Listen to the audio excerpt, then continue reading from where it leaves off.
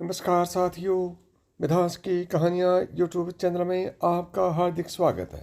आज की कहानी का शीर्षक है जगन्नाथपुरी की मूर्तियों के हाथ और पाँव क्यों नहीं हैं।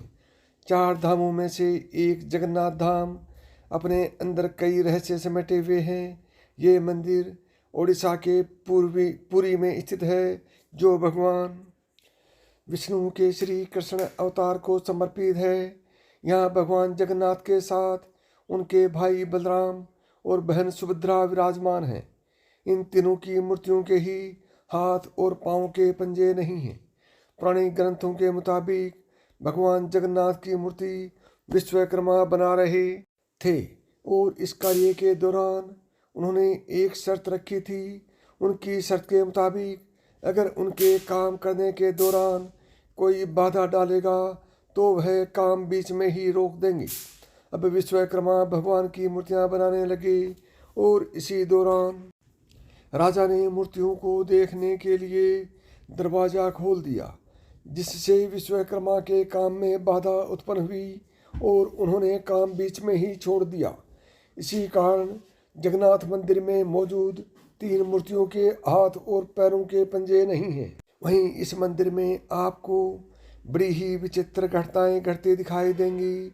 इन्हीं में से एक है जगन्नाथ मंदिर के शिखर में मौजूद झंडा। दरअसल ये झंडा इसलिए खास है क्योंकि ये हमेशा हवा के विपरीत उड़ता है।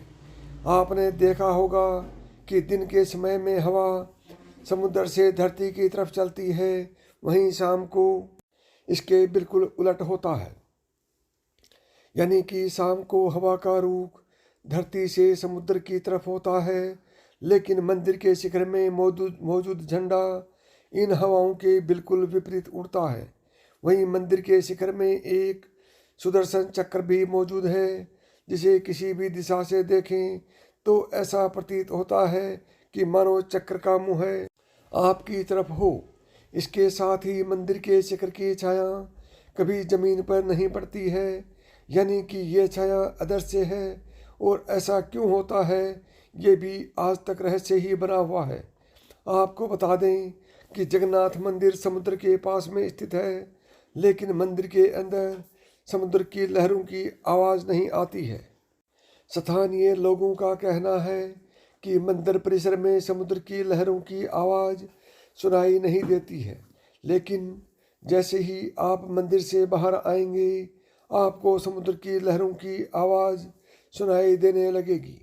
इसके साथ ही इस मंदिर के ऊपर से कभी कोई विमान नहीं गुजरता है और न ही कोई पक्षी इस मंदिर के ऊपर बैठता है और न ही इसके ऊपर से उड़ता है। वहीं मंदिर की रसोई भी बड़ी ही चमत्कारी है।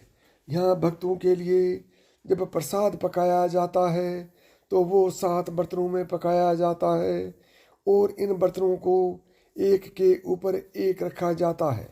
इसमें सबसे हैरान कर देने वाली बात यह है कि इन 7 बर्तनों में से सबसे पहले प्रसाद सबसे ऊपर रखे बर्तन का पकता है, उसके बाद दूसरे बर्तन का पकता है और फिर तीसरे, और ऐसा करते करते 7 बर्तनों का प्रसाद पक जाता है।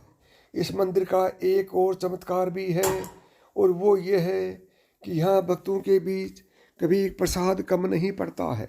मंदिर में कितने भी श्रद्धालु आ जाएं, लेकिन प्रसाद आज तक कभी कम नहीं पड़ा है। लेकिन जैसे ही मंदिर के द्वार बंद हो जाते हैं, वैसे ही प्रसाद भी खत्म हो जाता है।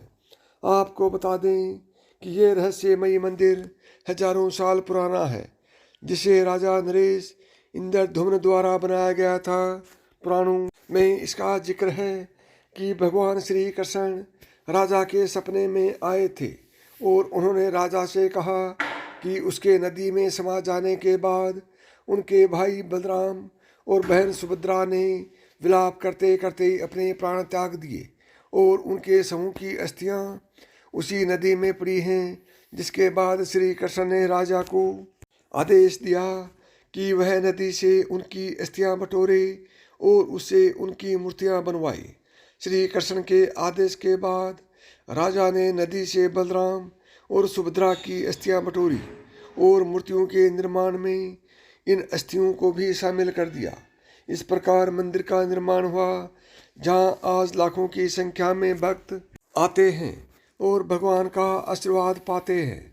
साथियों, यह कहानी आपको कैसी लगी कमेंट करके बताएं, और अभी तक आपने मिधांस की कहानियाँ यूट्यूब चैनल को सब्सक्राइब नहीं किया है तो अभी सब्सक्राइब करें। नमस्कार दोस्तों, जय श्री कृष्ण।